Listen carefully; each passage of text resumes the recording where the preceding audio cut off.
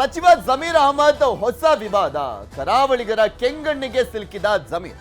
ಅಷ್ಟಕ್ಕೂ ಜಮೀರ್ ಮಾಡಿದ ಆ ತಪ್ಪಾದ್ರೂ ಏನು?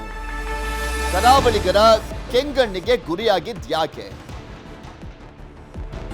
ಸಚಿವ ಜಮೀರ್ ಅಹಮದ್ ವಿಚಾರಕ್ಕೆ ಸಂಬಂಧಪಟ್ಟಂತೆ ನೋಡ್ತಾ ಇದ್ವಿ. ಈಗ ಆಲ್ರೆಡಿ ಸಾಕಷ್ಟು ವಿವಾದಗಳನ್ನ ಮೈ ಮೇಲೆ ಎಳ್ಕೊಂಡಿದ್ದಾರೆ ಜಮೀರ್ ಅಹಮದ್ ಖಾನ್. ಆದ್ರೆ ಈಗ ಒಂದು ವಿಚಾರ ಕರಾವಳಿಗರ ಆಕ್ರೋಶಕ್ಕೆ ಕಾರಣವಾಗಿದೆ.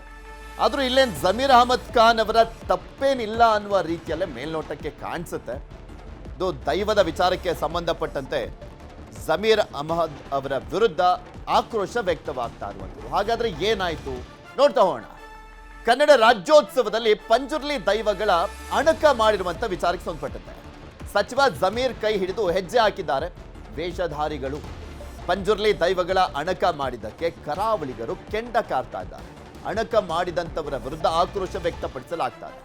ಚಾಮರಾಜಪೇಟೆಯಲ್ಲಿ ನಡೆದಂತ ಕನ್ನಡ ರಾಜ್ಯೋತ್ಸವ ಈ ವೇಳೆ ಜಮೀರ್ ಕೈ ಹಿಡಿದು ವೇಷಧಾರಿಗಳು ಹೆಜ್ಜೆಯನ್ನ ಹಾಕಿದ್ದಾರೆ.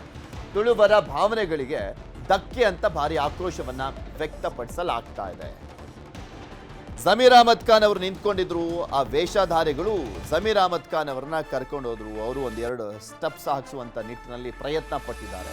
ಜಮೀರ್ ಅಹಮದ್ ಖಾನ್ ಅವರು ಹಂಗೆ ನಿಂತ್ಕೊಂಡಿದ್ದಾರೆ. ಈ ವಿಚಾರದಲ್ಲಿ ಮಾತ್ರ ಜಮೀರ್ ಅಹಮದ್ ಖಾನ್ ಅವರ ತಪ್ಪಂತೂ ಕಾಣಿಸ್ತಾ ಇಲ್ಲ. ಆದರೆ ಇವರ ಜವಾಬ್ದಾರಿಯುತ ಸ್ಥಾನದಲ್ಲಿರುವಂತ ಜಮೀರ್ ಅಹಮದ್ ಖಾನ್ ಅವರಿಗೆ ಅದ್ರ ಬಗ್ಗೆ ಗೊತ್ತಿರಬೇಕಾಗಿತ್ತು. ಅಣಕ ಮಾಡ್ತಾ ಇರುವಂತ ಸಂದರ್ಭದಲ್ಲಿ ಅಂತಲೂ ಕೂಡ ಕೆಲವರು ಸಾಮಾಜಿಕ ಜಾಲತಾಣದಲ್ಲಿ ಅಸಮಾಧಾನವನ್ನ ವ್ಯಕ್ತಪಡಿಸ್ತಾ ಇದ್ದಾರೆ. ಆ ದೃಶ್ಯಾವಳಿಯನ್ನು ನಿಮಗೆ ತೋರಿಸ್ತಾ ಇದ್ದೀವಿ. ಈ ದೃಶ್ಯಾವಳಿನೇ ಅಸಮಾಧಾನಕ್ಕೆ ಕಾರಣವಾಗಿದೆ. ಇದು ಅಣಕ ಮಾಡುವಂಥದ್ದಲ್ಲ, ನಮ್ಮ ನಂಬಿಕೆ ಇದೆ, ನಾವು ಆರಾಧಿಸ್ತೀವಿ, ಭಕ್ತಿ ಇದೆ, ಪೂಜಿಸ್ತೀವಿ, ಪೂಜ್ಯತಾ ಭಾವ ಇದೆ.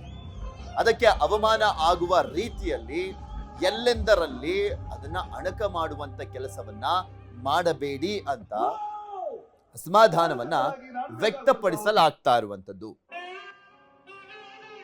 ದೃಶ್ಯಾವಳಿ ತೋರಿಸ್ತಾ ಇದ್ವಿ. ಇದು ಕನ್ನಡ ರಾಜ್ಯೋತ್ಸವದ ಸಂದರ್ಭದಲ್ಲಿ ಆಗಿರುವಂತ ಘಟನೆ. ಕಲಾಚಾರನ ಯಾರು ನೆಗ್ಲೆಕ್ಟ್ ಮಾಡಬೇಡಿ. ಬೆಂಗಳೂರು ಕರಗ ಆಗಲಿ, ಕಳಕ ಪರ್ಸೆ ಆಗಲಿ, ಬಟ್ ಈ ತುಳುನಾಡದು ದೈವ ಆಗಲಿ ಯಾರು ನೆಗ್ಲೆಕ್ಟ್ ಮಾಡಬೇಡಿ. ನೀವು ನಿಮ್ಮ ತೀಟೆಗೆ ನೀವು ತೀರಿಸ್ಕೊಳೋದಲ್ಲ. ಇದು ಇವತ್ತಿಂದ ಬಂದಿರೋದಲ್ಲ, ಅವತ್ತಿಂದ ನಡ್ಕೊಂಬಂದಿರೋದು. ಅದ್ರ ಮೇಲೆ ನಂಬಿಕೆ ಇಡಿ, ಒಳ್ಳೆಯದಾಗುತ್ತೆ. ಅದು ತಪ್ಪದು. ಇವರು ವೇಷಧಾರಿಗಳು ಆಗಿರೋರು ಡೂಪ್ಲಿಕೇಟ್ ಥರ ಮಾಡ್ಕೊಂಡು ಕರ್ಕೊಂಡು ಹೋಗೋದು ತಪ್ಪಲ್ವಾ? ಅದು ಸ್ಟೇಜ್ ಮೇಲೆ ಕರ್ಕೊಂಡೋಗಿದ್ದು ತಪ್ಪಲ್ವಾ? ಅದು ಯಾಕೆ ನಮ್ಮ ಹಿಂದೂಗಳು ಯಾರೂ ಇರಲಿಲ್ವ ಅಲ್ಲಿ? ಅವ್ರನ್ನೇ ಯಾಕೆ ಕರ್ಕೊಂಡು ಹೋಗ್ಬೇಕಾಗಿತ್ತು? ಅವರು ದುಡ್ಡು ಕೊಡ್ತಾರೆ, ಕರ್ಕೊಂಡು ಹೋಗಿದ್ದಾರೆ ಅಷ್ಟೇ, ಇನ್ನೇನಿಲ್ಲ.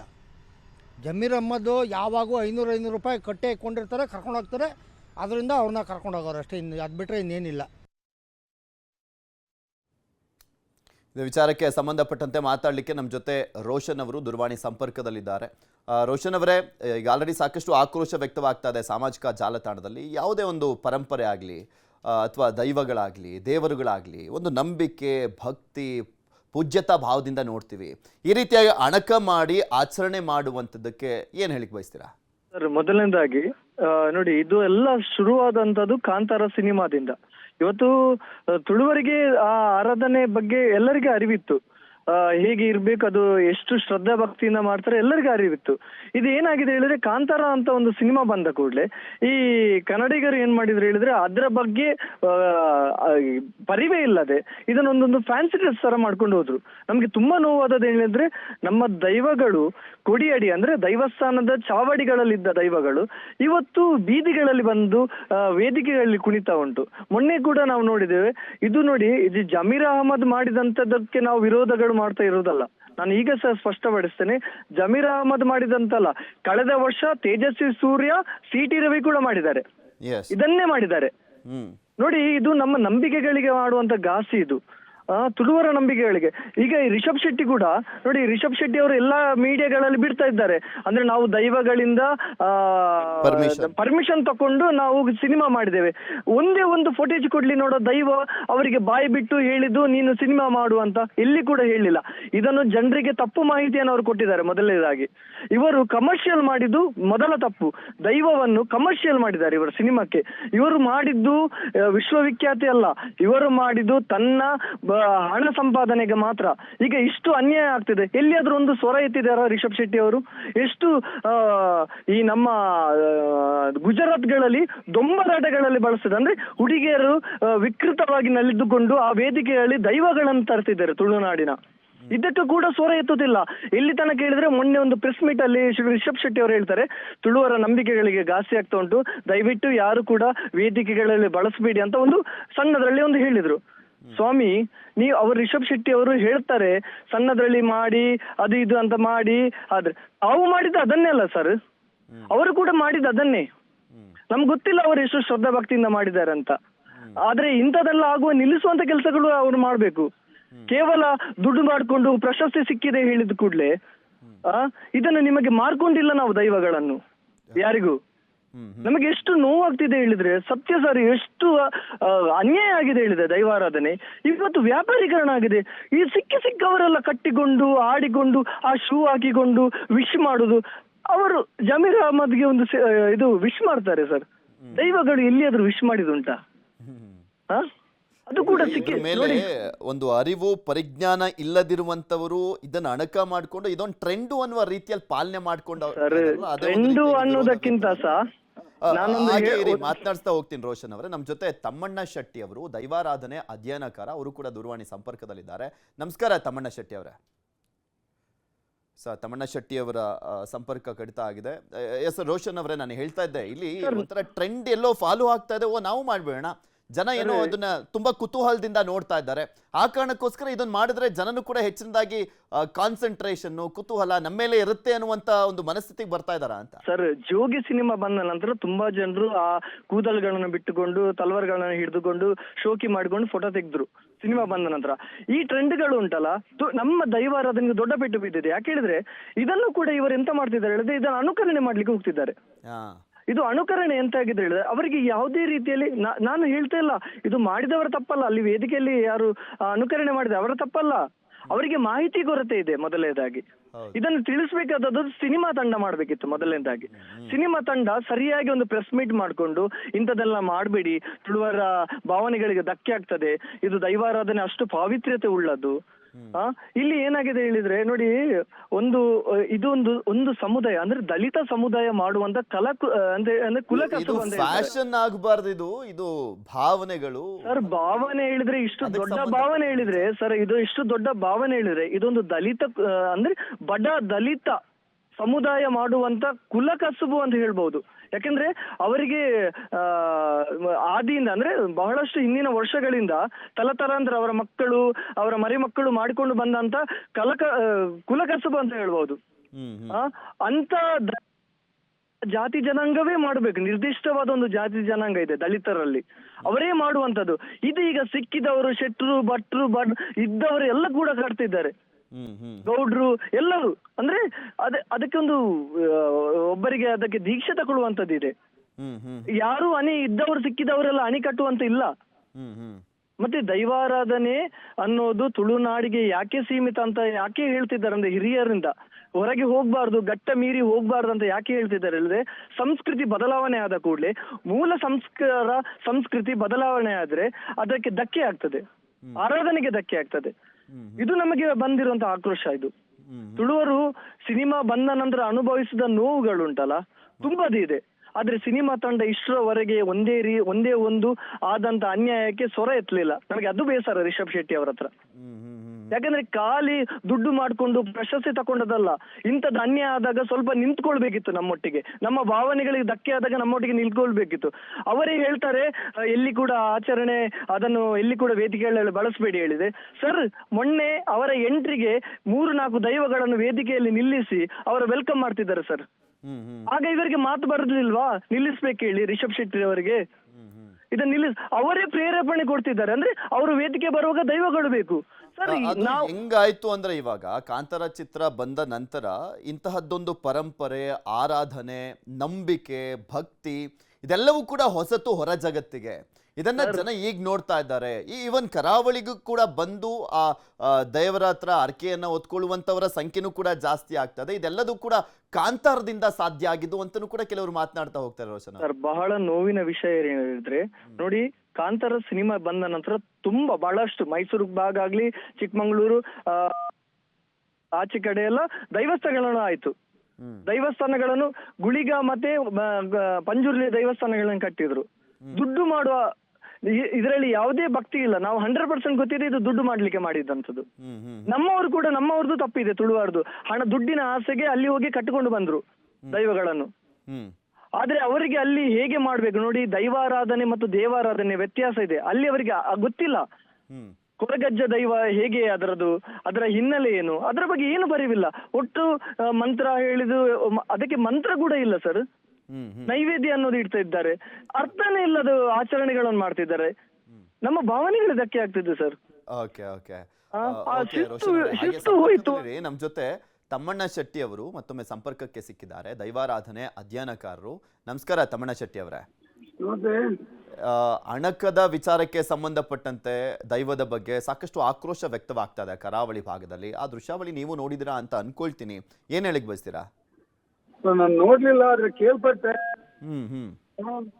ಅಲ್ಲಿ ಅದು ಕಟ್ಟಿದವನು ಯಾರೋ ಆ ವೇಷ ಹಾಕಿದವನು ಯಾರೋ ಅವನು. ಅಣಕ, ಅದು ಯಾರೋ ಅಣಕ ಮಾಡ್ಲಾಗಿದೆ ಸರ್. ನೋಡಿ, ನಮ್ ದೈವಗಳನ್ನ ಈ ರೀತಿಯಾಗಿ ಭಾರಿ ದುರುಪಯೋಗ ಪಡ್ತಾ ಇದ್ದಾರೆ ಎಲ್ಲ ರೀತಿಯಲ್ಲಿ. ಮಾಡ್ಲಿಕ್ಕೆ ಹೋಗಿ ಈಗ ರಿಷಬ್ ಶೆಟ್ಟಿ ಅವರು ಅದನ್ನು ಮಾಡಿದ್ರೆ ಬಹುತೇಕ ಈಗ ಇಂಥ ಕ್ಷಣದಲ್ಲಿ ಅಂತ ಅವರು ಹೇಳಿಕೆ ಕೊಡ್ಬೇಕು ಇದಕ್ಕೆಲ್ಲ. ಬರೇ ನಾಟಕ. ಎಲ್ರು ನಮ್ಮ ದೈವಗಳನ್ನ, ತುಳುನಾಡ ದೈವವನ್ನ, ಒಂದು ದಕ್ಷಿಣ ಕನ್ನಡ ಜಿಲ್ಲೆ ನಮ್ಮ ತುಳುನಾಡಿನ ಒಳಗಡೆ ವ್ಯಾಪ್ತಿ ಒಳಗಡೆ ಇರುವಂತಹ ದೈವಗಳನ್ನ ಇವತ್ತು ಒಂಥರ ಈ ರೀತಿಯಾಗಿ ಮನೋರಂಜನೆಗೆ ಅಲ್ಲಲ್ಲಿ ಹಣಕ್ಕೋಸ್ಕರ ಏನೇನ ಮಾಡಿ ದುರುಪಯೋಗ ಮಾಡ್ತಾ ಇದ್ದಾರೆ. ನಾವು ಇಷ್ಟೇ ಹೇಳುವಂತದ್ದು, ಒಂದೇ ಮಾತು ಹೇಳುವಂತದ್ದು, ಈ ದೈವದ ಕಲೆ ಇವತ್ತಲ್ಲ ನಾಳೆ ಇವರಿಗೆ ಅತಿ ದೊಡ್ಡ ಬೆಲೆ ತರುವಂತ ಪರಿಸ್ಥಿತಿ ನಿರ್ಮಾಣ ಮಾಡುತ್ತೆ, ಇಷ್ಟೇ ಹೇಳ್ಬೋದು. ಈ ಕ್ಷಣದಲ್ಲಿ ಅವರಿಗೆ ಮನೋರಂಜನೆಗೋಸ್ಕರ, ಹೊಟ್ಟೆಪಾಡಿಗೋಸ್ಕರ ನಮ್ಮ ದೈವವೇ ಸಿಕ್ಕೋದು ಅಂತ ಕೇಳುವಂತದ್ದು ನಾವೀಗ. ಅಲ್ಲ, ಅವರು ಕೆಲವೊಮ್ಮೆ ಈ ಆ ಒಂದು ಕಾರ್ಯಕ್ರಮಕ್ಕೆ ಚಾಲನೆ ಕೊಡ್ಬೇಕಾದ್ರೆ, ಆ ಚಿತ್ರ ಹಿಟ್ಟಾದಂತ ಸಂದರ್ಭದಲ್ಲಿ ಅಥವಾ ಮತ್ತೊಂದು ಚಿತ್ರವನ್ನ ತೆಗೆಯೋಕೆ ಹೋಗ್ತಾ ಇರುವಂತ ಸಂದರ್ಭದಲ್ಲಿ ಅಪ್ಪಣೆ ಸಿಕ್ಕಿದೆ, ನಮಗೆ ದೈವದ ಕೃಪೆ ಸಿಕ್ಕಿದೆ ಅಂತೆಲ್ಲನೂ ಕೂಡ ಮಾತನಾಡ್ತಾ ಇರ್ತಾರಲ್ಲ, ಅದಕ್ಕೇನ್ ಹೇಳ್ಬೇಕಾಗಾದ್ರೆ? ಏನು ಯಾರು ಅಪ್ಪಣೆ ಕೊಡೋದು? ಅಪ್ಪಣೆ ಕೊಡ್ಲಿಕ್ಕೆ ಅಲ್ಲಿ ಅಪ್ಪಣೆ ಕೇಳಲಿಕ್ಕೆ ಇಲ್ಲ ಅವನು. ಯಾಕಂತ ಹೇಳಿದ್ರೆ ಅದನ್ನು ಯಾರೇ ಆಗ್ಲಿ ಮನೋರಂಜನೆಗೆ ಉಪಯೋಗ ಮಾಡ್ಲಿಕ್ಕಿಲ್ಲ. ಮಾಡ್ಬೇಕಾ ಬೇಡವಾ ಅಂತ ದೈವ ತೀರ್ಮಾನದಲ್ಲ. ದಕ್ಷಿಣ ಕನ್ನಡ ಜಿಲ್ಲೆಯ ಈ ತಾಯಿಯ ಮೊಳೆಯಲ್ಲಿ ಕುಡಿದಂತ, ಈ ಮಣ್ಣಿನ ಗಾಳಿಯನ್ನು ಸೇವಿಸಿದಂತ ಋಣ ಇದ್ದವನು ಯಾರು ಸಹ ಅದನ್ನು ಮಾಡ್ಬೇಕಂತ ದೈವ ಹತ್ರ ಕೇಳಲಿಕ್ಕಿಲ್ಲ. ನಾನು ಮಾಡಲಾರೆ ಅಂತ ತೀರ್ಮಾನಕ್ಕೆ ಬದ್ಧನಾಗಿರ್ಬೇಕಾಗ್ತದೆ ಅವನು. ನಾವು ಅಂತ ಅಪಚಾರವನ್ನು ಮಾಡುದಿಲ್ಲ, ಆ ರೀತಿಯಾಗಿ ಮಾಡುದಿಲ್ಲ ಎಂಬ ತೀರ್ಮಾನದಲ್ಲಿ ಇರ್ಬೇಕಾಗ್ತದೆ ಅವರು. ಈಗ ಇದು ಚಿತ್ರದ ಮುಖಾಂತರ ಪ್ರಖ್ಯಾತಿ ಆದ ಬಳಿಕ ಅದೊಂದು ರೀತಿಯಾಗಿ ಟ್ರೆಂಡು, ಫ್ಯಾಷನ್ನು, ಅನುಕರಣೆ ಮಾಡಬೇಕು ಅನ್ನುವ ರೀತಿಯಲ್ಲಿ ಆ ದೈವಗಳ ಅಣಕವನ್ನ ಮಾಡ್ಲಾಗ್ತಾ ಇದೆ. ಇದರ ಬಗ್ಗೆ ಅರಿವನ್ನ ಮೂಡಿಸುವಂತ ಕೆಲಸವನ್ನ ಮಾಡ್ಬೇಕಾಗಿದ್ಯಾ ಅಂತ?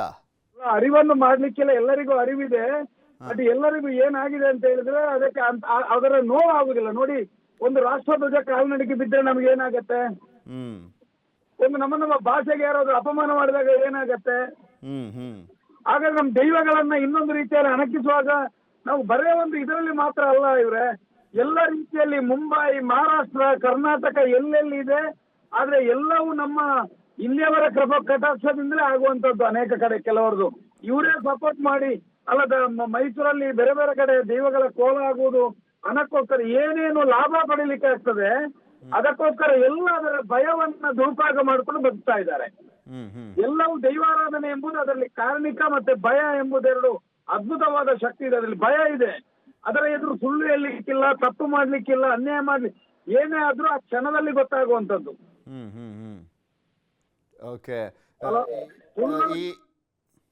ಓಕೆ, ಧನ್ಯವಾದ ತಮ್ಮಣ್ಣ ಶೆಟ್ಟಿ ಅವರೇ, ಹಾಗೆ ರೋಷನ್ ಅವರೇ, ನ್ಯೂಸ್ 18 ಜೊತೆ ಮಾತನಾಡಿದಕ್ಕೆ.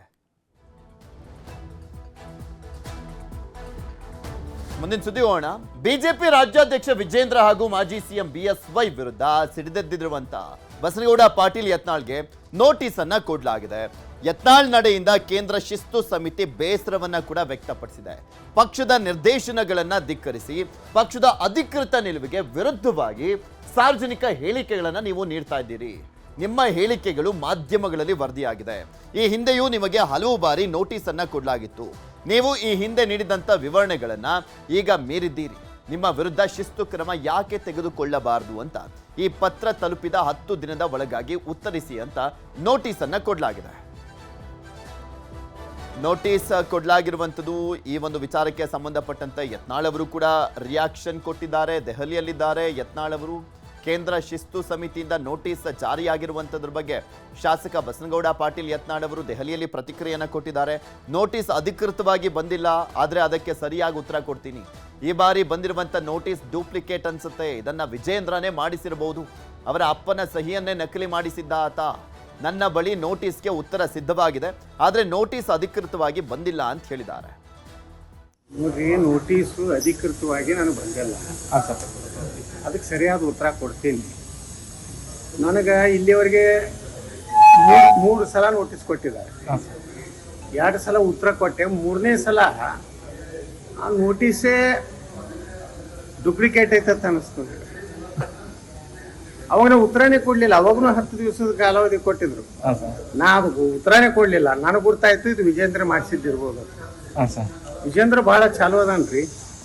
ಅವ್ರ ಅಪ್ಪಂದೇ ಸಹಿ ಮಾಡಿ ಅಂತ ಹರಿಪ್ರಸಾದ್ ಹೇಳ್ಯಾರಲ್ಲ. ಹರಿಪ್ರಸಾದ್ ಏನ್ ಹೇಳ್ಯಾರ, ಮುಖ್ಯಮಂತ್ರಿ ಯಡಿಯೂರಪ್ಪ ಇದ್ದಾಗ ಅವ್ರ ಅಪ್ಪನ ಸಹಿ ಮಾಡಿ ಎಷ್ಟೋ ಸಾವಿರಾರು ಫೈಲ್ಗಳು ಕ್ಲಿಯರ್ ಮಾಡ್ಯಾನ. ಅದಕ್ಕೆ ಈ ನೋಟಿಸ್ ಅಧಿಕೃತವಾಗಿ ನನ್ನ ಮೇಲ್ದಾಗ ಬಂದಿಲ್ಲ ಅಥವಾ ರಿಜಿಸ್ಟರ್ ಪೋಸ್ಟಿಗೆ ಬಂದಿಲ್ಲ. ಚಾನೆಲ್ದಾಗ ಎಲ್ಲ ಕಡೆ ಬರ್ಲಕತ್ತ. ಅದಕ್ಕೆ ಸರಿಯಾಗಿ ಉತ್ತರ ಕೊಡ್ತೀನಿ. ನೋಡ್ರಿ, ಯತ್ನಾಳ್ಗೆ ಬಿಜೆಪಿಯಿಂದ ನೀಡಿರುವಂಥ ನೋಟಿಸ್ ವಿಚಾರದ ಬಗ್ಗೆ ಬೆಂಗಳೂರಿನಲ್ಲಿ ಮಾತನಾಡಿರುವಂಥ BY ವಿಜಯೇಂದ್ರ ಇನ್ನೂ 10 ದಿನ ಬಾಕಿ ಇದೆ, ಇವತ್ತಷ್ಟೇ ನೋಟಿಸ್ ಅನ್ನ ಕೊಟ್ಟಿದ್ದಾರೆ, ನೋಡೋಣ ಮುಂದೇನಾಗುತ್ತೆ ಅಂತ ಹೇಳಿದ್ದಾರೆ. ಇನ್ನು ಇದೇ ವಿಚಾರಕ್ಕೆ ಸಂಬಂಧಪಟ್ಟಂತೆ ಶಾಸಕ ಅಶ್ವಥ್ ನಾರಾಯಣ್ ಕೂಡ ಪ್ರತಿಕ್ರಿಯೆಯನ್ನು ಕೊಟ್ಟಿದ್ದು, ವರಿಷ್ಠರು ನೋಟಿಸ್ ಕೊಟ್ಟಿದ್ದಾರೆ, ಒಗ್ಗಟ್ಟು ಶಿಸ್ತು ಕಾಪಾಡಿಕೊಳ್ಳುವಂಥದ್ದು ಎಲ್ರಿಗೂ ಅನ್ವಯ ಆಗುತ್ತೆ, ನೋಟಿಸ್ ಪಡೆದಂಥವರು ವರಿಷ್ಠರಿಗೆ ಉತ್ತರ ಕೊಡ್ತಾರೆ ಅಂತ ಹೇಳಿದರು.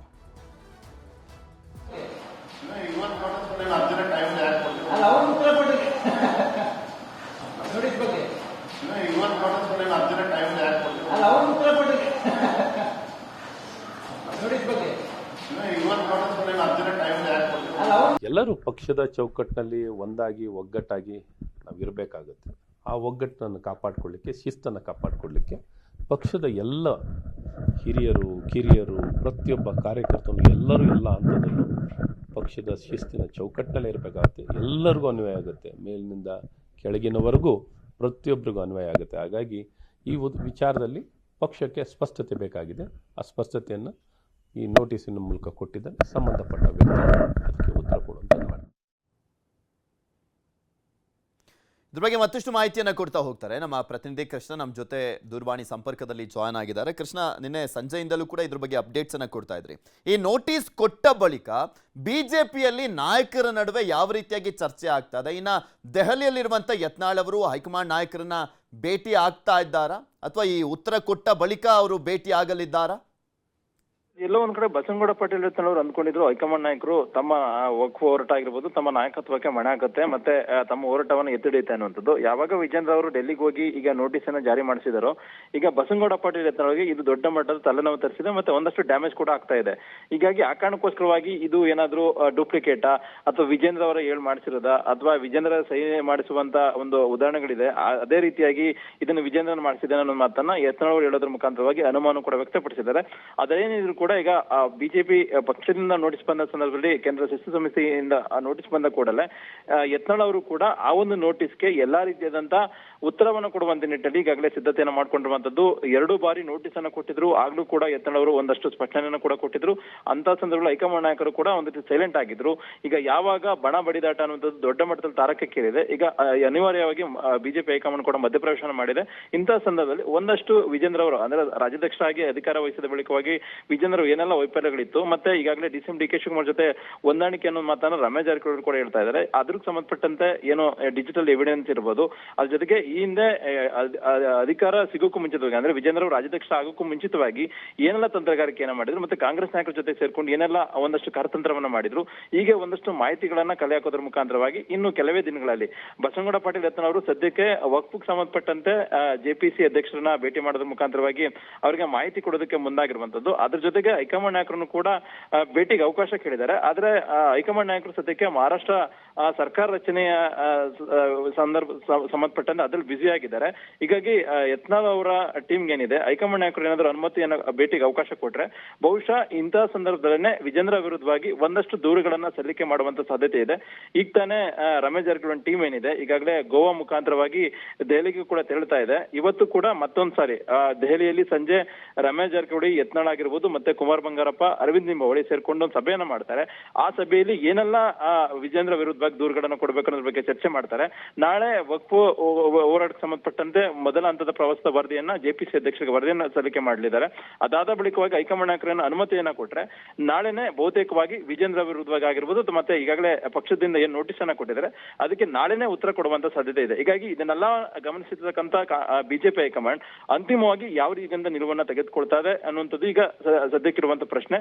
ಒಂದ್ ಕಡೆಗೆ ಯಾವುದೇ ಕಾರಣಕ್ಕೂ ಕೂಡ ಬಸನಗೌಡ ಪಾಟೀಲ್ ಯತ್ನಾಳ್ ಅವ್ರನ್ನು ಕೂಡ ಎದುರಾಕೊಳ್ಳೋಕೆ ಹೈಕಮಾಂಡ್ ಕೂಡ ಮುಂದಾಗ್ತಾ ಇಲ್ಲ. ಯಾಕಂದ್ರೆ ಈಗಾಗಲೇ ಪಂಚಮ ಸಮುದಾಯದ ಪ್ರಬಲ ನಾಯಕರು ಆಗೇನಾರ ಆಗಿದ್ರೆ ಈ ಹಿಂದೆನೆ ಬಸನಗೌಡ ಪಾಟೀಲ್ ಯತ್ನಾಳ್ ಮಾತಾಡಿದ ಸಂದರ್ಭದಲ್ಲೇ ಬಿಜೆಪಿ ಹೈಕಮಾಂಡ್ ಅವರ ವಿರುದ್ಧ ಕ್ರಮವನ್ನ ಕೈಗೊಳ್ಳಬಹುದಾಗಿತ್ತು. ಇಷ್ಟು ದಿನಗಳ ಕಾಲ ನೋಡ್ತಾ ಇರಲಿಲ್ಲ.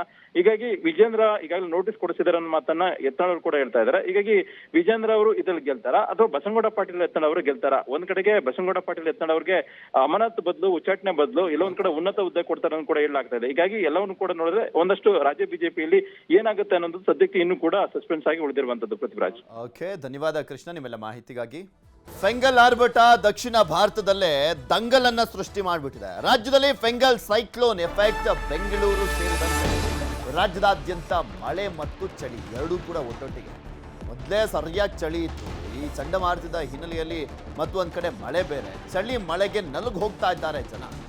ಬರೀ ಕರ್ನಾಟಕದಲ್ಲಿ ಮಾತ್ರ ಅಲ್ಲ, ದಕ್ಷಿಣ ಭಾರತದ ಆಲ್ಮೋಸ್ಟ್ ಎಲ್ಲ ರಾಜ್ಯಗಳಲ್ಲೂ ಕೂಡ ಇದೇ ಪರಿಸ್ಥಿತಿ ಇದೆ. ಕರಾವಳಿಯಲ್ಲಿ ಮೀನುಗಾರಿಕೆಗೆ ತಡೆಯನ್ನು ಒಡ್ಡಲಾಗಿದೆ. ಬಿಕಾಸ್ ಕಡಲ ತಡಿಯಲ್ಲಿ ಗಾಳಿಯ ಅಬ್ಬರ ಕೂಡ ಹೆಚ್ಚಳಾಗಿದೆ. ಮೀನುಗಾರಿಕೆಗೆ ತೆರಳದಂತೆ ಜಿಲ್ಲಾಡಳಿತ ಎಚ್ಚರಿಕೆಯನ್ನ ಕೊಟ್ಟಿದೆ. ಬಂದರಿನಲ್ಲಿ ಲಂಗರು ಹಾಕಿರುವಂಥದ್ದು ಬೋಟ್ಗಳು ಆಳ ಸಮುದ್ರದಿಂದ ಮರಳ್ತಾ ಇದ್ದಾರೆ. ಬೋಟ್ನಲ್ಲಿ ತೆರಳಿದ್ದಂಥವ್ರು ವಾಪಸ್ ಬರ್ತಾ ಇದ್ದಾರೆ. ಗಾಯದ ಮೇಲೆ ಬರೆ ಎಳೆದಂತಾಗಿದೆ. ಫೆಂಗಲ್ ಸೈಕ್ಲೋನ್ ದೃಶ್ಯಾವಳಿಗಳಲ್ಲಿ ಕೂಡ ತೋರಿಸ್ತಾ ಇದ್ದೀವಿ. ರಾಜ್ಯಕ್ಕೂ ಕೂಡ ತಟ್ಟಿರುವಂಥದ್ದು ಫೆಂಗಲ್ ಸೈಕ್ಲೋನ್ನ ಒಂದು ಹೊಡೆತ. ಆಲ್ರೆಡಿ ತಮಿಳುನಾಡಿನಲ್ಲಂತೂ ಧಾರಾಕಾರವಾಗಿ ಮಳೆ ಸುರಿತಾ ಇದೆ. ದೊಡ್ಡ ಮಟ್ಟದಲ್ಲಿ ಅವಾಂತರವನ್ನು ಸೃಷ್ಟಿ ಮಾಡಿದೆ. ಅದು ಕೇರಳ ಆಗಿರ್ಬೋದು, ಆಂಧ್ರ ಪ್ರದೇಶ ಆಗಿರ್ಬೋದು, ಪಾಂಡಿಚೇರಿ ಆಗಿರ್ಬೋದು, ಮತ್ತು ಒಂದು ಕಡೆ ನಮ್ಮ ರಾಜ್ಯದಲ್ಲೂ ಕೂಡ ಹೊಡೆತವನ್ನು ಕೊಟ್ಟಿರುವಂಥದ್ದು. ದೃಶ್ಯಾವಳಿಯಲ್ಲಿ ತೋರಿಸ್ತಾ ಇದ್ವಿ ನೋಡಿ, ಯಾವ ರೀತಿಯಾಗಿ ಅಲ್ಲಿ ನಡ್ಕೊಂಡ್ಬರ್ತಾ ಇದ್ದಂಥ ಮಹಿಳೆ ಕೂಡ ಬಿದ್ದಿದ್ದಾರೆ ಅನ್ನುವಂಥದ್ದನ್ನು ಗಮನಿಸ್ಬೋದು. ಇನ್ನೂ ಒಂದು ಕಡೆ ದೊಡ್ಡ ದೊಡ್ಡ ವಾಹನಗಳು, ಮಿನಿ ಬಸ್ಗಳು, ನಾವು ಯಾವುದೋ 2 ವೀಲರು ಅಥವಾ ಒಂದು ಚಿಕ್ಕದು ಯಾವುದೋ ಒಂದು 4 ವೀಲರು ಬಿದ್ದಿದೆ ಅನ್ನುವಂಥದ್ದು ಬೇರೆ ಲೆಕ್ಕ. ದೊಡ್ಡ ದೊಡ್ಡ ವಾಹನಗಳು, ಮಿನಿ ಬಸ್ಗಳು ಬಿದ್ದಿದ್ದಾರೆ. ಗಮನಿಸಿ ಅದು ಯಾವ ಮಟ್ಟಿಗೆ ಅಲ್ಲಿ ಮಳೆ ಬರ್ತಾ ಇರ್ಬೋದು, ರಭಸವಾಗಿ ನೀರು ಹರಿತಾ ಇರ್ಬೋದು ಅಂತ. ತಮಿಳುನಾಡಿನಲ್ಲಿ ಫೆಂಗಲ್ ಆರ್ಭಟ ಕರ್ನಾಡಿನ ಮೇಲೂ ಕೂಡ ಎಫೆಕ್ಟ್ ಆಗಿದ್ದು ರಾಜ್ಯದ ಹಲವು ಜಿಲ್ಲೆಗಳಲ್ಲಿ ನಿರಂತರವಾಗಿ ಮಳೆ ಆಗ್ತಾ ಇದ್ದು ಬೆಂಗಳೂರಿನಲ್ಲಿ ಜಿಟಿ ಮಳೆ ಆಗ್ತಾ ಇದೆ. ಬಿಟ್ಟು ಬಿಡದೆ ಮಳೆ ಆಗ್ತಾ ಇರುವಂಥ ಹಿನ್ನೆಲೆಯಲ್ಲಿ ಕೆಲಸಕ್ಕೆ ಹೋಗುವಂಥವರು, ಶಾಲಾ ವಿದ್ಯಾರ್ಥಿಗಳು ಪರದಾಡುವಂಥ ಸ್ಥಿತಿ ನಿರ್ಮಾಣವಾಗಿದೆ. 2 ದಿನ ನಗರದಲ್ಲಿ ಮಳೆ ಮುಂದುವರಿಯಲಿದೆ ಅಂತ ಹವಾಮಾನ ಇಲಾಖೆ ಮಾಹಿತಿಯನ್ನು ಕೊಟ್ಟಿದೆ.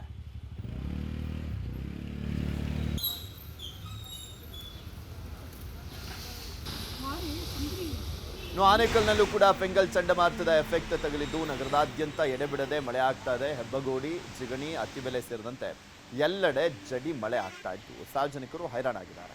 ಇನ್ನು 2 ದಿನ ಮಳೆ ಹೀಗೆ ಮುಂದುವರಿಯುವಂಥ ಸಾಧ್ಯತೆ ಇದೆ. ಹಾಗೆ ರಾಮನಗರದಲ್ಲೂ ಕೂಡ ಫೆಂಗಲ್ ಎಫೆಕ್ಟ್ ಜೋರಾಗಿ ತಟ್ಟಿದೆ. ನಿರಂತರ ಮಳೆಯಿಂದಾಗಿ ಹಳೆ ಬೆಂಗಳೂರು ಮೈಸೂರು ಹೆದ್ದಾರಿ ರಸ್ತೆ ಕಂಪ್ಲೀಟಾಗಿ ಮುಳುಗೋಗಿರುವಂಥದ್ದು ನಿಮಗೆ ತೋರಿಸ್ತಾ ಇದ್ವಿ ದೃಶ್ಯಾವಳಿಗಳಲ್ಲಿ. ರಾಮನಗರದಲ್ಲಿ ಹೇಗಿದೆ ಪರಿಸ್ಥಿತಿ ಅನ್ನುವಂಥದ್ದನ್ನು ಗಮನಿಸ್ಬೋದು. ಅಲ್ಲೂ ಕೂಡ ಧಾರಾಕಾರವಾಗಿ ಮಳೆ ಸುರಿತಾ ಇದೆ. ಸೊ ಹೀಗಾಗಿ ಬೆಂಗಳೂರು ಮೈಸೂರು ಹೆದ್ದಾರಿ ರಸ್ತೆ ತುಂಬಿದೆ. ವಾಹನ ಸವಾರರು ಸಂಚರಿಸಲಾಗದೆ ಪರದಾಟವನ್ನು ಮಾಡುವಂಥ ಪರಿಸ್ಥಿತಿ ನಿರ್ಮಾಣವಾಗಿದೆ. ಶಾಲಾ ಕಾಲೇಜುಗಳಿಗೂ 2 ದಿನ ರಜೆಯನ್ನು ಘೋಷಣೆ ಮಾಡಲಾಗಿದೆ.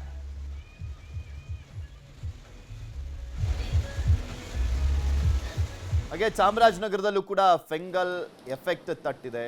ಅಲ್ಲೂ ಕೂಡ ಧಾರಾಕಾರವಾಗಿ ಮಳೆ ಬರ್ತಾ ಇರುವಂಥದ್ದು. ನಿರಂತರ ಮಳೆಯಿಂದಾಗಿ ಸುವರ್ಣಾವತಿ ಡ್ಯಾಮ್ ಭರ್ತಿಯಾಗಿದೆ. ಈ ಹಿನ್ನೆಲೆಯಲ್ಲಿ ತುಂಬಿದ ಜಲಾಶಯಕ್ಕೆ ಶಾಸಕ ಪುಟ್ಟರಂಗ ಶೆಟ್ಟಿ ಬಾಗಿನವನ್ನು ಅರ್ಪಣೆ ಮಾಡಿದ್ದಾರೆ. ಸ್ಥಳೀಯ ಶಾಸಕರು ಹೋಗಿ ಬಾಗಿನವನ್ನು ಅರ್ಪಣೆ ಮಾಡಿದ್ದಾರೆ. ಮತ್ತೊಮ್ಮೆ ತುಂಬಿರುವಂಥ ಕಾರಣಕ್ಕೋಸ್ಕರ ಚಾಮರಾಜನಗರ ಜಿಲ್ಲೆಯಲ್ಲಿ ನಿರಂತರ ಮಳೆಯಿಂದಾಗಿ ಮಹದೇಶ್ವರ ಬೆಟ್ಟದಲ್ಲಿರುವಂಥ ಪುಟ್ಟಸ್ವಾಮಿ ಎಂಬುವರ ಮನೆಗೋಡೆ ಕುಸಿತ ಆಗಿದೆ. ನಗರದಲ್ಲಿ ಜಿಟಿ ಮಳೆ ಮುಂದುವರಿಯುವಂಥ ಹಿನ್ನೆಲೆಯಲ್ಲಿ ಮುಂದುವರಿತಾ ಇದೆ. ಕೆಲಸಕ್ಕೆ ಹೋಗುವಂಥವರು ಪರದಾಟವನ್ನು ಮಾಡ್ತಾ ಇದ್ದಾರೆ. ಇನ್ನು ಪಕ್ಕದ ಕೊಡಗಿನಲ್ಲೂ ಕೂಡ ಅಷ್ಟೇ ಫೆಂಗಲ್ ಎಫೆಕ್ಟ್ ತಟ್ಟಿದ್ದು 5 ದಿನ ಮಳೆ ಆಗುವ ಸಾಧ್ಯತೆ ಇದೆ. ಅಕಾಲಿಕ ಮಳೆಯಿಂದಾಗಿ ಜನರು ಹೈರಾಣಾಗಿದ್ದು ಬೆಳೆದ ಬೆಳೆಗೆ ತೊಂದರೆ ಆಗುವಂಥ ಆತಂಕದಲ್ಲಿ ರೈತರಿದ್ದಾರೆ. ಇದು ಕೊಡಗಿನ ಪರಿಸ್ಥಿತಿ. ಬಂಗಾಳ ಕೊಲ್ಲಿಯಲ್ಲಿ ವಾಯುಭಾರ ಕುಸಿತ ಆಗಿದೆಯಲ್ಲ, ಸೊ ಹೀಗಾಗಿ ಫೆಂಗಲ್ ಚಂಡಮಾರುತ ಉಟ್ಕೊಂಡಿರುವಂಥದ್ದು. ಈ ಸಂದರ್ಭದಲ್ಲಿ ದಕ್ಷಿಣ ಭಾರತದ ರಾಜ್ಯಗಳು ತತ್ತರಿಸಿ ಹೋಗ್ತಾ ಇದ್ದಾವೆ. ರಾಜ್ಯದಲ್ಲಿ ನಿನ್ನೆಯಿಂದ ಇದರ ಎಫೆಕ್ಟ್ ಸ್ವಲ್ಪ ಜೋರಾಗಿ ತಡ್ತಾ ಇದೆ. ಅದರಲ್ಲೂ ಸ್ಪೆಷಲಿ ದಕ್ಷಿಣ ಕರ್ನಾಟಕ ಭಾಗದ ಜಿಲ್ಲೆಗಳಲ್ಲಿ ಹೆಚ್ಚಿನ ಒಂದು ಹೊಡೆತ ಬೀಳ್ತಾ ಇರುವಂಥದ್ದು. ದಕ್ಷಿಣ ಕರ್ನಾಟಕ ಭಾಗದಲ್ಲಿ ಕೋಲಾರದಲ್ಲೂ ಕೂಡ ಮಳೆ ಆಗ್ತಾ ಇದೆ, ಜನಜೀವನ ಅಸ್ತವ್ಯಸ್ತ ಆಗಿದೆ. ಅಲ್ಲೂ ಕೂಡ ಶಾಲಾ ಕಾಲೇಜಿಗೆ ರಜೆಯನ್ನು ಘೋಷಣೆ ಮಾಡಲಾಗಿದೆ.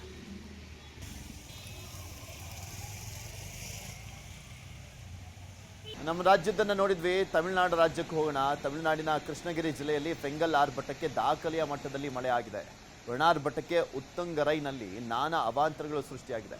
ಕೆರೆ ತುಂಬಿ ಒಡೆದಂಥ ಪರಿಣಾಮ ಹಲವು ಪ್ರದೇಶಗಳು ಜಲಾವೃತವಾದರೆ ರಸ್ತೆಯಲ್ಲಿ ನಿಲ್ಲಿಸಿದ್ದಂಥ ವಾಹನಗಳು ಕೊಚ್ಚಿಕೊಂಡು ಹೋಗಿದ್ದಾವೆ. ಕಾಮರಾಜನಗರ, ಕೆನಡಿ ನಗರ ಸೇರಿದಂತೆ ಹಲವೆಡೆ ಮನೆಗಳು ಜಲಾವೃತವಾಗಿದೆ. ಮನೆ ಎದುರು ಹಾವುಗಳ ಕಾಟ ಕೂಡ ಹೆಚ್ಚಾಗಿದೆ. ಆ ದೃಶ್ಯಾವಳಿಯನ್ನು ನಿಮಗೆ ತೋರಿಸ್ತಾ ಇದ್ದೀವಿ. ಹಾವುಗಳೆಲ್ಲ ಬರ್ತಾ ಇದ್ದಾವೆ. ಕೆರೆಯಲ್ಲಿದ್ದಂಥ ಹಾವುಗಳೆಲ್ಲವೂ ಕೂಡ ಈಗ ಮನೆಗೆ ಹೋಗ್ತಾ ಇದ್ದಾವೆ. ಯಾಕೆಂದರೆ ಕೆರೆ ಹೊಡೆದಿದೆ. ಸೊ ಹೀಗಾಗಿ ಅಲ್ಲಿನ ಏರಿಯಾಗಳೆಲ್ಲ ಜಲಾವೃತ ಆಗಿರುವಂಥ ಕಾರಣಕ್ಕೋಸ್ಕರ ಕೆರೆಯಲ್ಲಿದ್ದಂಥ ಮೀನಾಗಿರ್ಬೋದು, ಹಾವಾಗಿರ್ಬೋದು, ಕಪ್ಪೆ ಗಿಪ್ಪೆ ಎಲ್ಲವೂ ಕೂಡ ಮನೆ ಒಳಗೆ ಹೋಗ್ತಾ ಇದ್ದಾವೆ. ತಮಿಳುನಾಡು, ಚೆನ್ನೈ, ಪುದುಚೇರಿ ಫೆಂಗಲ್ ಅಬ್ಬರ ಮುಂದುವರೆದಿರುವಂಥದ್ದು. ಅಲ್ಲಿ ಕದಲೂರಿನಲ್ಲಿ ರಸ್ತೆ ಮಧ್ಯೆ ನಡೆದುಕೊಂಡು ಹೋಗ್ತಾ ಇದ್ದಂಥ ಮಹಿಳೆಯೊಬ್ಬರು ಬಿದ್ದು ಗಾಯವನ್ನು ಮಾಡ್ಕೊಂಡಿದ್ದಾರೆ. ಕೂಡಲೇ ಮಹಿಳೆಯನ್ನ ಸ್ಥಳೀಯರು ರಕ್ಷಣೆ ಮಾಡಿದ್ದಾರೆ. ಆ ದೃಶ್ಯಾವಳಿಯನ್ನು ಕೂಡ ನಿಮಗೆ ತೋರಿಸ್ತಾ ಇದ್ವಿ. ನೋಡಿ, ಪಾಪ ದಾಡ್ಕೊಂಡು ಹೋಗ್ತಾ ಇದ್ರು, ಸ್ಲಿಪ್ ಆಗಿದೆ. ಅದು ಪೈಪ್ ಮೇಲೆ ಕಾಲಿಟ್ಟು ನಂತರ ಅದು ರೋಡ್ ಇರ್ಬೋದು ಅಂತ ಇಟ್ಟಿದ್ದಾರೆ. ಅದು ಆಳ ಬೇರೆ ಇದೆ. ಸರಿಯಾಗಿ ಬಿದ್ರು. ಅಲ್ಲಿದ್ದಂಥವ್ರು ಅವ್ರನ್ನ ಎತ್ತಿದ್ದಾರೆ. ನೋಡ್ಕೊಂಡೇ ಬರ್ತಾ ಇದ್ರು, ಆದರೆ ಜಾರ್ ಬಿದ್ದಿದ್ದಾರೆ. ಇತ್ತ ತಮಿಳುನಾಡಿನ ಸರಪಂಗ್ನಲ್ಲಿಯೂ ಕೂಡ ಪ್ರವಾಹದ ಪರಿಸ್ಥಿತಿ ನಿರ್ಮಾಣವಾಗಿದೆ. ಸರಪಂಗ ನದಿಯಲ್ಲಿ ಬೋರ್ಗರಿತಾ ಇದ್ದು ಹಲವು ಗ್ರಾಮಗಳಲ್ಲಿ ಸಂಚಾರ ಸ್ಥಗಿತಗೊಂಡಿದೆ. ಫೆಂಗಲ್ ಎಫೆಕ್ಟ್ಗೆ ತಮಿಳುನಾಡಿನ ವಿರುಧಾನಗರದಲ್ಲಿ ಗುಡ್ಡ ಕುಸಿದು ಸಾಕಷ್ಟು ಅವಾಂತರಗಳು ಸೃಷ್ಟಿಯಾಗಿದೆ. ಗುಡ್ಡ ಕುಸಿತದಿಂದ ತಗ್ಗು ಪ್ರದೇಶದಲ್ಲಿ ನೀರು ನುಗ್ಗಿದ್ದು ಬೈಕ್ಗಳು ಕೊಚ್ಚಿ ಹೋಗಿ ಮಣ್ಣಿನಡಿ ಸಿಕ್ಕಾಕೊಂಡಿರುವಂಥದ್ದು. ನೋಡಿ, ಅಲ್ಲಿ ದೃಶ್ಯಾವಳಿ ತೋರಿಸ್ತಾ ಇದ್ದೀವಿ. ಅಲ್ಲಿ ಗುಡ್ಡ ಕೊಚ್ಕೊಂಬಂದಿದೆ, ಕುಸಿತ ಆಗಿದೆ. ಈ ಸಂದರ್ಭದಲ್ಲಿ ಸಾಕಷ್ಟು ಬೈಕ್ಗಳು, ಕಾರ್ಗಳೆಲ್ಲವೂ ಕೂಡ ಮಣ್ಣಿನಡಿ ಸಿಕ್ಕಾಕೊಂಡ್ಬಿಟ್ಟಿರುವಂಥದ್ದು. ಒಂದು ಕಡೆ ಆಟ ಮತ್ತು ಒಂದು ಕಡೆ ಪ್ರಾಣ ಸಂಕಟ. ಇತ್ತ ತಿರುವಣ್ಣಾಮಲೈ ಜಿಲ್ಲೆಯ ಕೋಡಿಕುಪ್ಪಂನಲ್ಲಿ ಪ್ರವಾಹದ ನಡುವೆನೇ ಸ್ಥಳೀಯರು ಬಲೆ ಹಿಡಿದು ಮೀನ ಶಿಕಾರಿಯಲ್ಲಿ ತೊಡಗಿದ್ದಾರೆ. ಅದೇ ನಾನು ಹೇಳಿದ್ನಲ್ಲ, ಒಂದು ಕಡೆ ಪ್ರಾಣ ಸಂಕಟ ಮತ್ತು ಒಂದು ಕಡೆ ಆಟ ಅಂತ. ಫೆಂಗಲ್ ಚಂಡಮಾರುತ ಎಫೆಕ್ಟ್ ಕೇರಳಕ್ಕೂ ಕೂಡ ತಟ್ಟಿದೆ. ಪಟ್ಟಣಂತಿಟ್ಟ ಜಿಲ್ಲೆಯಲ್ಲಿ ಭಾರಿ ಮಳೆ ಆಗ್ತಾ ಇದೆ. ಇನ್ನು ಮಳೆಯ ನಡುವೆನೇ ಶಬರಿಮಲೆ ದೇವಸ್ಥಾನಕ್ಕೆ ಆಗಮಿಸಿದಂಥ ಭಕ್ತರು ಅಯ್ಯಪ್ಪನ ದರ್ಶನ ಪಡಿತಾ ಇದ್ದಾರೆ. ಸದ್ಯಕ್ಕೆ ಕೇರಳದ ಕಾಸರಗೋಡು, ವಯನಾಡು, ಕಣ್ಣೂರು, ಕೋಯಿಕೋಡ್, ಮಲ್ಲಪುರಂನಲ್ಲಿ ರೆಡ್ ಅಲರ್ಟ್ ಅನ್ನು ಘೋಷಣೆ ಮಾಡಿದರೆ ಕಾಸರಗೋಡು ಸೇರಿದಂತೆ 8 ಜಿಲ್ಲೆಗಳಲ್ಲಿ ಆರೆಂಜ್ ಅಲರ್ಟ್ ಅನ್ನು ಘೋಷಣೆ ಮಾಡಲಾಗಿದೆ.